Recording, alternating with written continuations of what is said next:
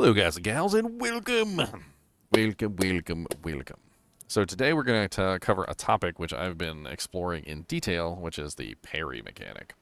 It's a skill, but it's also tied to a shield, or rather a buckler. As I found out, bucklers are not the same as shields, and they're in a different classification on their own, so it's important to know the difference. Parry is actually really complicated. There's a lot of unique items for it. There's a lot of mechanics to it. Let's go over it together and we'll talk about how parry works, how you can leverage it to your advantage, and why parry is absolutely amazing. It's kind of crazy for me to, just simply say that parry is absolutely amazing, and then a lot of people have used it and were absolutely disgusted by it. But as I played more and more and more, and I started to realize what parry was, one of the things that really kind of stood out to me was just how amazing parry could actually be in terms of just locking down bosses. So let's cover the basic mechanics of what parry is, and then we'll get into the nitty and gritty of how you can exploit it. So I'm going to bring up the parry window here, and we're just going to read what it says, right? So it's a melee, physical, duration, channeling. Channeling is actually really important here because it'll help you out a lot. Pay attention to the channeling part of this. On top of this, it has no mana cost at all because it's basically a basic ability. And basic abilities don't have mana costs for the most part, which is really cool because that means you can spam it a lot. And you want to spam it a lot, actually. We'll talk about why. It has base crit chance of 5%. Attack damage is rather low. It's not a very high attack damage ability. As it says, ready your buckler to parry the next hit that you would take, blocking the hit and retaliating with a quick sweep that leaves enemies off balance, causing them to take massively increased attack damage for a short duration.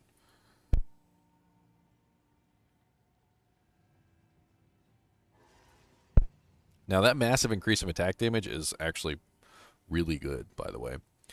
Parrying causes you to accumulate heavy stun buildup, and you cannot evade a hit that you could parry, but evasion instead grants an equal chance to avoid this heavy stun buildup.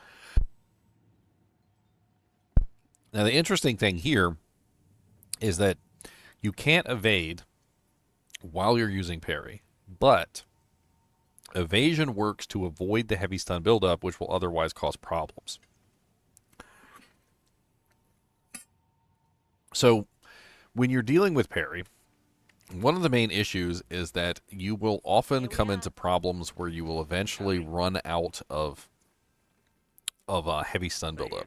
So your heavy stun bar is right here. It's above your potions, and as you build heavy stun, you will essentially take damage to that bar. And when the bar fills completely, you will get knocked down. In most cases, it's actually very difficult to hit the heavy stun bonus if you've built the character correctly. But you will find that if you have not built your character correctly, you will get heavy stunned all the time. Now, for the purposes of this video, because I don't think I'm going to be able to get heavy stunned, I think I might just have to run around in a pack of monsters and let them hit me or something. Yeah, it might be impossible here, actually. The reason why I came here specifically is because I wanted to show you a specific boss. And I want to show you how parry can be utilized to lock down bosses. Because not only is parry an ability that gives you a debuff, not only is parry an ability that can be utilized to augment abilities, like Fangs of Frost can utilize the parry debuff to get more damage. But in general, you can also utilize the parry debuff to lock down targets and prevent them from doing things that they would otherwise normally do. You can parry things that you would probably not believe that you could parry. In fact, a lot of the times when people... let me turn this off real quick because he's getting in my way, killing stuff. No, what are you doing here? And let's find Mr. Shark. He's our test subject for the day. So what I'm going to be showing you with the shark is I'm going to be showing you how you can essentially lock him down out of his mechanics. And it has to do with the way that parry interrupts even bosses. And he's going to try jumping under the ground. He's going to try getting away from me, and I'm going to parry his attempt to go under the ground, which is pretty cool. And he should be like... No, that's Singing Caverns. I find everything else except for the shark.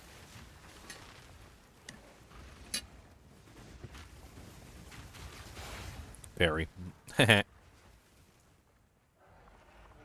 This character is completely designed around parrying. He's pretty OP. He uses Fangs of the Frost, which is one of the abilities that you can utilize in combination with parry. So he actually parries the target and then Fangs of the Frost to get the explosion, which he gets a lot of explosions, by the way. All right, so here we are at the shark. Yeah, when you fight the shark, he does this really annoying thing where he goes under the ground and he does this whole mechanic system right here. I'm just going to show you the mechanic first. So he goes under the ground, he does this whole thing where he's just messing around. He does these little, like, shark piranha NATO things and whatnot, like, whatever. You can essentially prevent him from doing that mechanic entirely just by simply parrying him. So when he jumps up into the air to do the mechanic, which let's see if we can get him to jump up in the air and do the mechanic again. What you would do is you would just simply parry him. It stops the mechanic entirely. Of course, I was drinking water at that particular moment. And prevents him from being able to go back under the ground. Oh no, I didn't mean to do that. I'm gonna accidentally kill him. Bonk, bonk, bonk, bonk, bonk, bonk, bonk. Alright, let's just wait for him to do it so we can parry him so I can show off the boss manipulation mechanics. And I missed the chance. This is terrible. This is a terrible video. It's doing an awful job here showing off the mechanics. No, I don't want to fight you. You're mean. Run around you in circles. There you go. He knocked me down. That's what happens when you hit the heavy stun bar.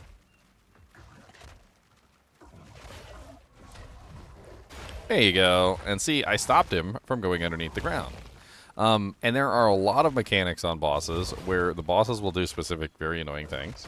And not only can you parry those really annoying specific things, but you can stop the boss from doing mechanics entirely with parry, which is actually kind of insane.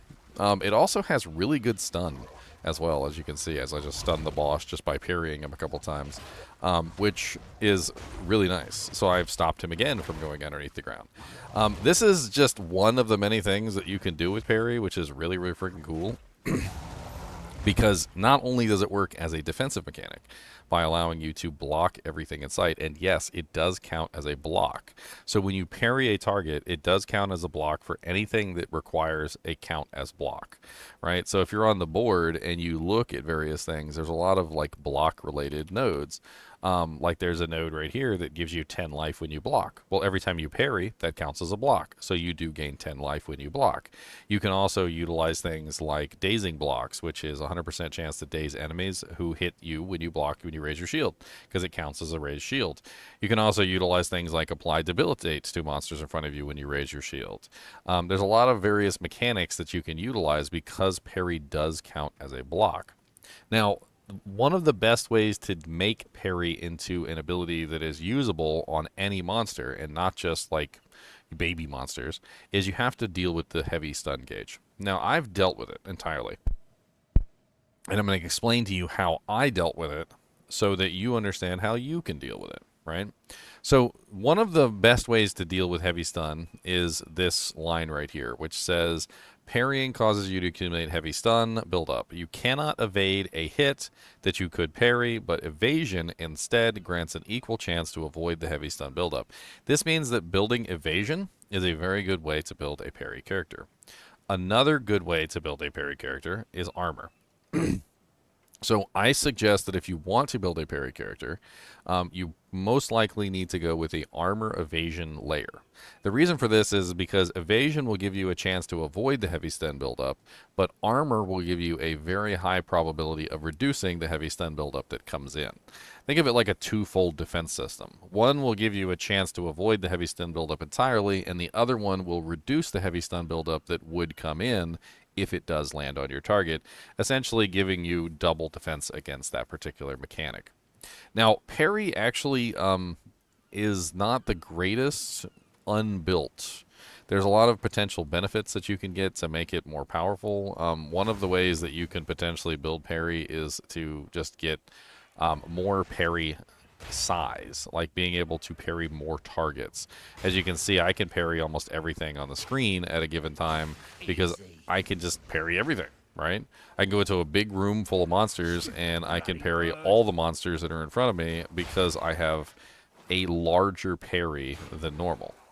Now you can get some pretty good damage out of parry. You can utilize it for mechanics. You can break armor with it. You can do all sorts of things with it. It does scale based off of your shield. So if you pay attention to the writing on parry, which I didn't go over the bottom part of parry, but if you take a look at it, it says can't be evaded. 400% more stun buildup, which means it's designed around stunning. As I said earlier, it stuns the bosses relatively easily. Can block damage from enemies within 1 meter. Now, this can be increased, so we'll talk about that later. Can block all projectile damage from enemies within 1.5 meters. This can also be increased. Parry debuff makes the targets 50% more attack damage. This can be increased massively. Mine is currently at 118% more, which is kind of ridiculous. More is a multiplier, right? It is not a simple thing. It's a multiplier. So if you take a look at my current Fangs of the Frost, which is doing a rather massive amount of damage, it's doing 68,145 without any of my buffs, right? This means that even just without my buffs, without anything else that's going on my character, if I take that 68,145 and I multiply that by my current 118% more. That means I'm dishing out 148,556 per explosion because of the parry debuff. And the parry debuff is just a massive increase in damage that anybody can take advantage of even if you're in a group, which makes parry very effective for group play as well because you just parry the monster and they get a huge damage bonus on them. Now, the damage of parry itself is kind of interesting. It is based on your shield, or your buckler, rather. So the more evasion your buckler has, the more damage your parry gets. It has 3 to 4 added physical damage per 5 evasion on a buckler. So if you were to take a look at my current buckler, which is 1,333 evasion, we can take that and we can multiply that out into damage, right? So 1,333 divided by 333 divided by 5 it gives us 266, and we know that on the skill that is per 5 evasion rating gives us 4 added damage, so we multiply that by 4, which means that our shield essentially is giving us 1,066 physical damage to our parry ability, right? Which the parry ability is also getting other benefits as well. There's a lot of ways you can potentially set it up. I have mine currently set up as support, utilizing Rage 3 to get Rage bonus. I'm utilizing Stern's Mountain to get more damage for other skills. So melee skills that don't raise a shield deal 20% more damage if you've blocked while using a supported skill recently, which essentially works really good with parry, so that brings me up from 118% more to 138% more, which is crazy, right? So it's even higher damage than I said. It also gives you more stun threshold, which is really good. You can also utilize things like Uruk's Smelting, so when you block armor, you get increased physical damage, and so forth and so on. I'm actually using it to leech mana as well at this particular moment. If you want to set it up for damage, there's definitely ways to do that, but in my particular way of looking at it, it doesn't seem like a damage ability, more so a support ability, right? And there's a lot of abilities that you can potentially utilize with this ability in supports. Not only does it increase every single attack damage skill, right? So if just the debuff is the only thing that's important to you, you can increase every attack damage skill by basically 118% or higher, depending on how far you want to push it. There's also a unique parry buckler that allows you to apply that to any spell as well. It's called Nocturn. It's a wooden buckler, and instead of it being more attack damage, it changes into more spell damage. So you can set up a spell-based character that's utilizing parry to get a huge bonus as well. Now, in the most recent patch, they added an ability called Refutation, and I'm currently using Refutation. It is a Calgaran skill, and it allows you to parry debuff anything that you have blocked, which means that you don't even necessarily even need a parry buckler to utilize the parry debuff now, because you can use Refutation and set up a blocking character and get parry debuffs every time you block a target, which is actually also pretty powerful. This ability is new this season and can be used in combination with the parry ability, which is actually really good. I actually use this on my parry character because why not?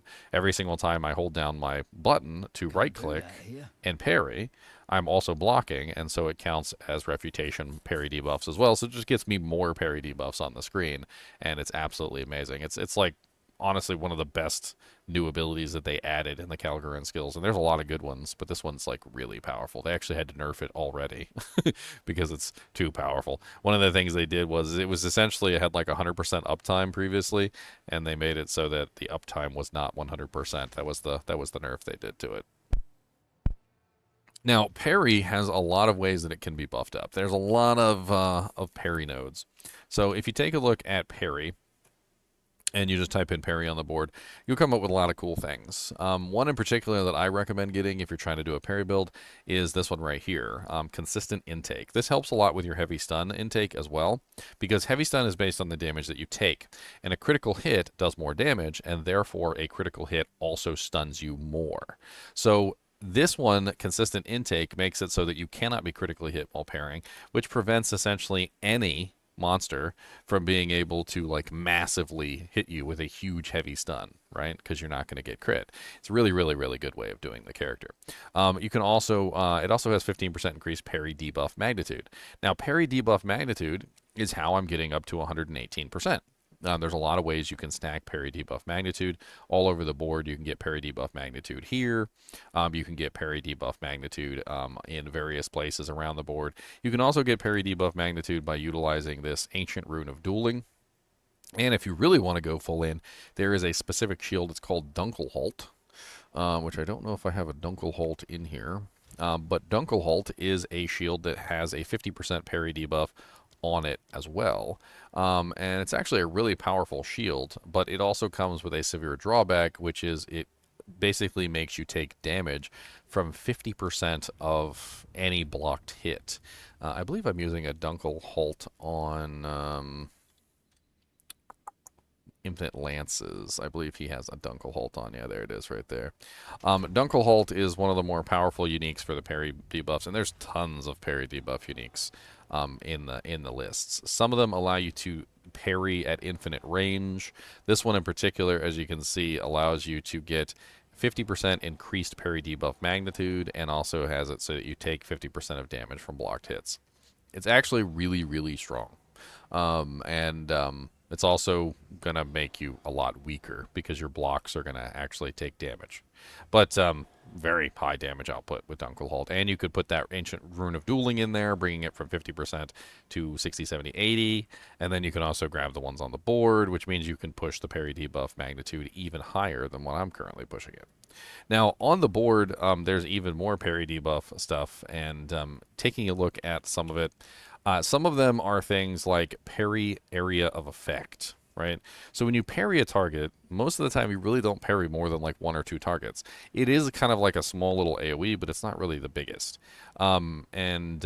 If you grab the parry hit area of effect bonuses on the board, like these here, you can increase the size of the parry, which allows you to parry more monsters. And the more monsters you can parry, the better you can utilize the parry debuff to your advantage. Of course, if you're only fighting one monster, it doesn't really matter, but things like parry debuff magnitude help out a lot. There's also parry range. Now, parry range has to do with how far away the monster is from you that can be parried, which can sometimes get a little wonky.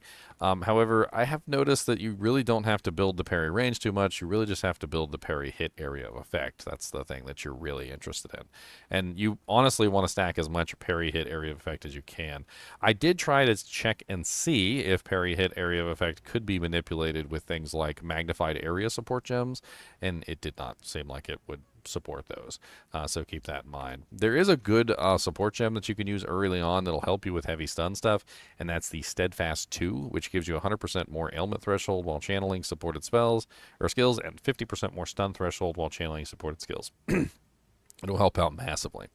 So stacking armor, stacking stun threshold, stacking evasion, all of which will help your parry, and eventually you get to the point where you can parry basically anything and not really have to worry about it all that much. In fact, most of my character that's based around parrying, he can go into a pack of monsters, literally hundreds of monsters deep, and he can hold down the parry button and never have any issues at all. In fact, we can go into a map real quick, and I can kind of show you this. Certainly doesn't hurt anything. And let me go to my hideout real quick. I think I still have a map active, which could easily show off the parry ability. No, of course I don't.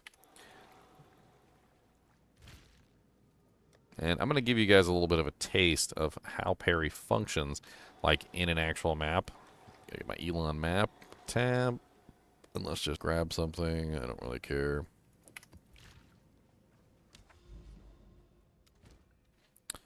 What's a good map to show off our parry ability in? Boy, I like the mountain maps. The mountain maps are fun. I don't particularly like the Delirium, though. Delirium can go to the poopies.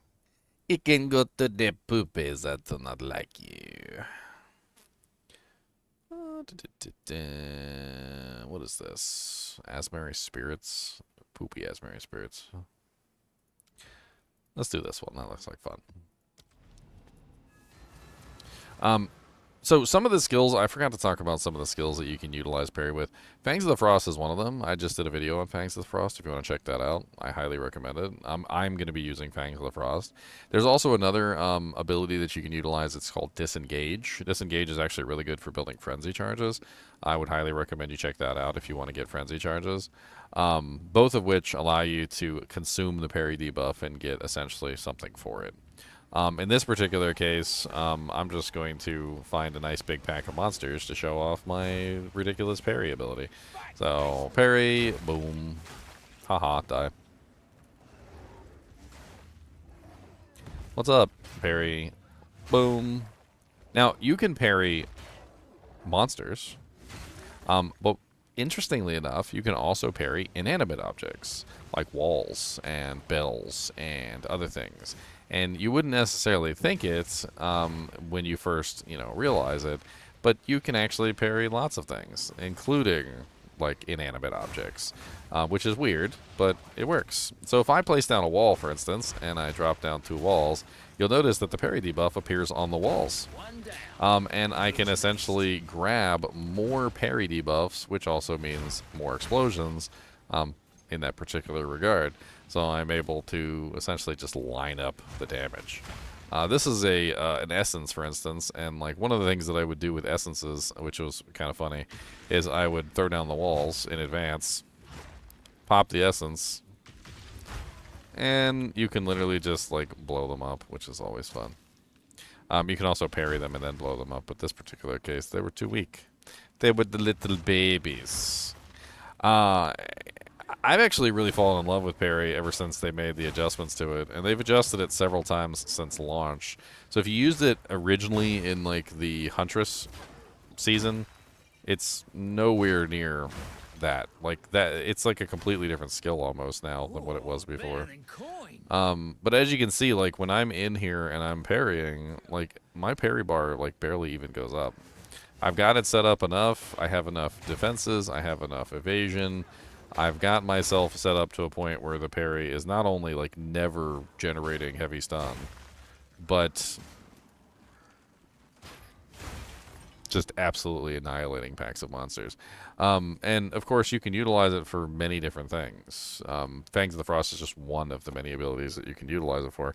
And as I said earlier, Refutation also works. So if I go into a pack of monsters and I toggle Refutation, like this, you'll see that the parry debuff appears on the monsters too, without me having to hold up my parry shield at all, which is pretty cool. So being able to get the parry debuff on monsters even without the parry shield is pretty darn neat. I've been messing around with a lot of the uniques, and I feel like we should probably go over all the parry uniques and talk about each one of the parry uniques, because I've definitely been messing around with tons of the parry uniques. And I can give you my thoughts on them and what they're useful for. So let's just go to armor, and we'll type in parry. And we're going to look at some of these. So the Dunkel Halt Leather Buckler is the one I talked about earlier. It has the huge parry magnitude increase, which is actually massive.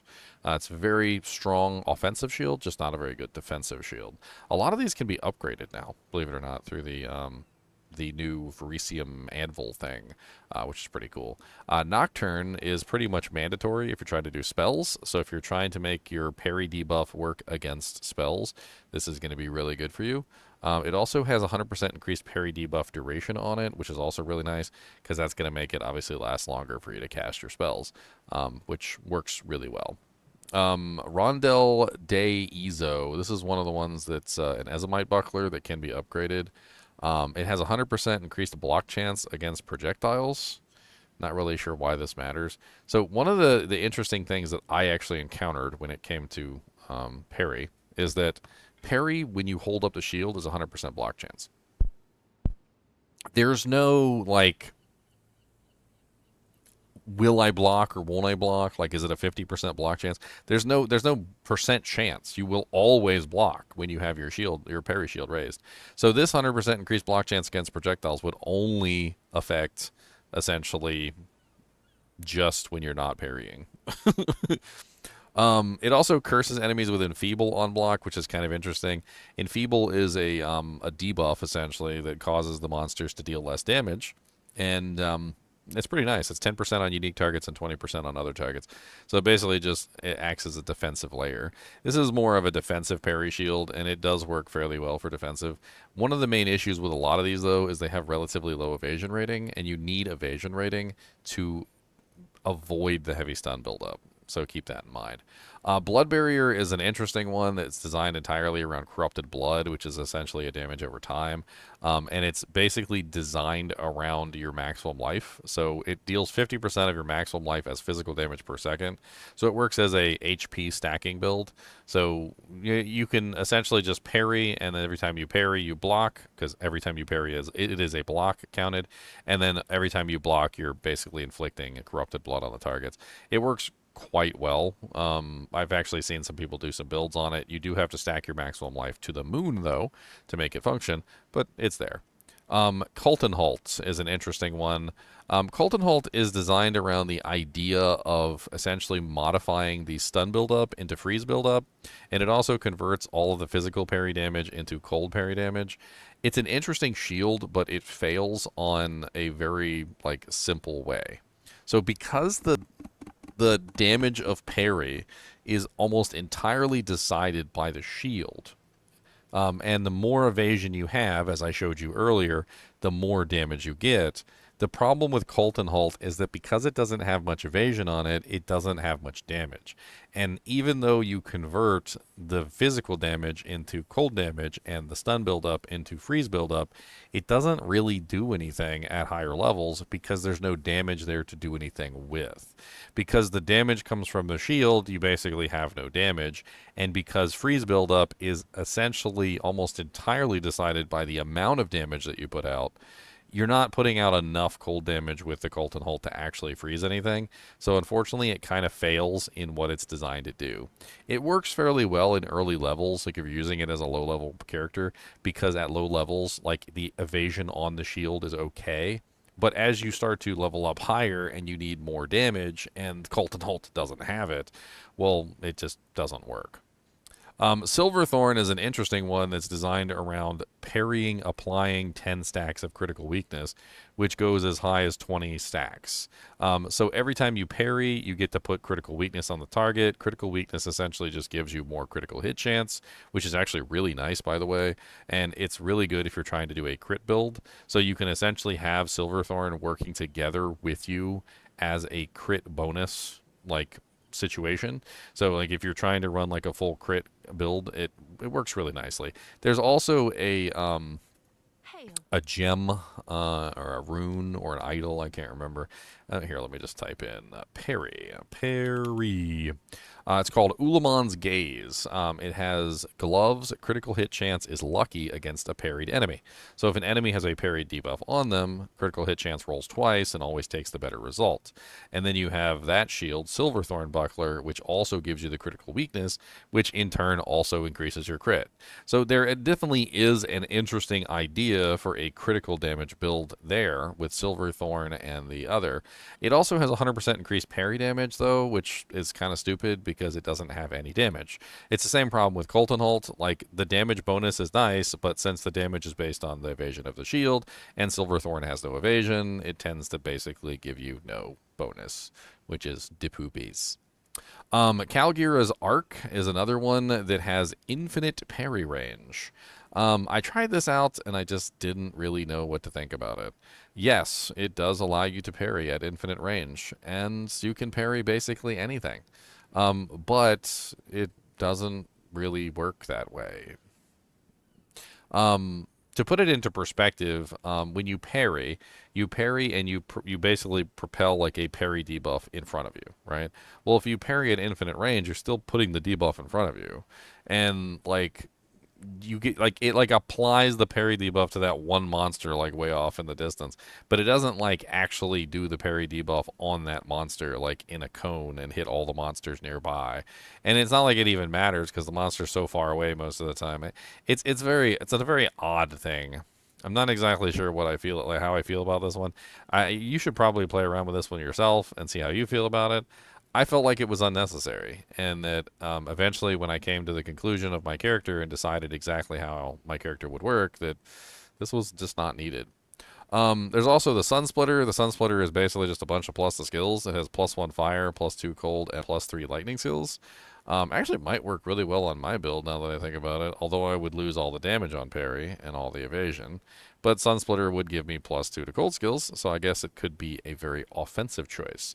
It also has +3 to lightning skills as well, which could also be an interesting combination. Overall, all of the unique bucklers have some interesting effects. But in the end, as you can see, I usually end up choosing just a rare buckler. And the reason why I choose the rare buckler is because it has much higher evasion, and it's much easier to avoid the parry or the heavy stun buildup if you have high evasion, right? And yeah, it works quite well. You get some very good evasion bonus, and you just get to avoid all of the heavy stun buildup. You also get to stack actual stats on your shield instead of just having a shield that does basically nothing. I think for leveling, a lot of these shields or these bucklers are fun-ish, but for the most part, they just kind of fail on many points. I may do videos individually on each one of these. The only one I would consider using in my current build, or rather two, would be Dunkel Halt for the massive amount of increased parry debuff magnitude. I was considering that because you could also socket the 30% in there, and then you could get 80% parry debuff magnitude, which is massive. I had also considered trying to make a Nocturn spell-based character, but it would never be on this character. Like, I would never consider it for this character. It would be for like a spell-specific character. And then, of course, Sunsplitter for the plus the skills is always nice. Just having massive amounts of plus the skills is always amazing. In fact, if you were to utilize this with a lightning character, you could obviously get +3, which is kind of crazy, considering you can get +4 on your spear, and that's 4, 5, 6, 7. You could potentially sanctify for what, 8, which is a massive amount of plus the skills that you can potentially get for a lightning skill. Not exactly sure what lightning skill I would use, but there is one spear skill specifically that could be fun with that. It would be I think it's called Primal Strikes. Primal Strikes is a lightning skill. It's about like attacking really fast and getting like the final strike. Could be kind of a fun character to like mess around with parry. I could see it.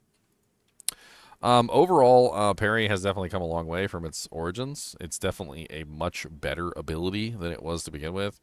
I actually have considered at this point adding parry into just about any character. The crazy way that you can just like manhandle bosses with parry is kind of nuts. I did my like first campaign with the new parry system, and I was messing around with like specific bosses and the way they work. To give you some examples, Geonor, that has all those like ice spikes that come down, like the orbital laser beams. Essentially, you can parry those. You can parry freaking orbital laser beams. The the plants, like when you're out in a map and you have those like volatile plants that come after you, and the volatile plants just like come, they just keep coming and they keep coming. This one could potentially have volatile plants. Let's check this one. Chaos barrages, not quite what I was looking for. Let's see if we can find any monster that has them. But you would be surprised at the things that you can parry, because I was. I started getting into the nitty-gritty of it and testing out every single monster. And of course, there was a little bit of a learning curve there, like learning each individual ability that you can parry and learning the abilities that you can't parry, right? And eventually you get to the point where you start to figure out all the abilities that can and cannot be parried.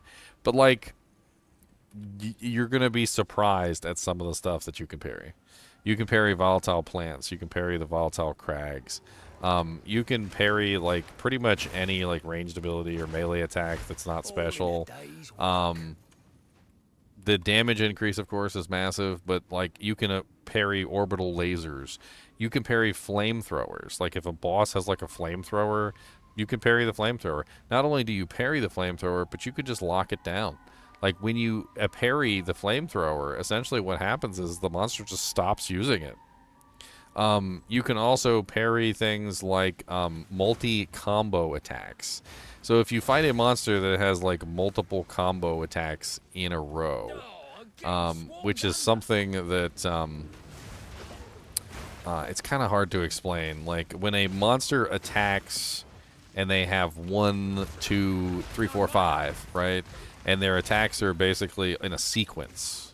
Well, if you attack or parry the monster at the beginning of the sequence, you can interrupt the way that the sequence functions. And by interrupting the sequence, you can stop the entire sequence from happening. So, in other words, the monster will go from like, oh my god, I'm going to do this big giant attack sequence on you, to only doing 1 or 2 of the attacks, at which point you're basically interrupting the sequence. And when you interrupt the sequence, you're essentially forcing the monster out of that attack sequence entirely, which can cause a monster that has like big, ridiculous attack animations to only do like 1 of the attacks or 2 of the attacks instead of the entire rotation, which is pretty darn cool.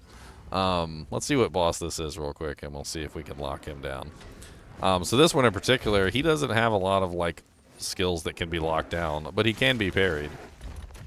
And you basically just wait for him to hit you, parry him, and just do massive amounts of damage to him.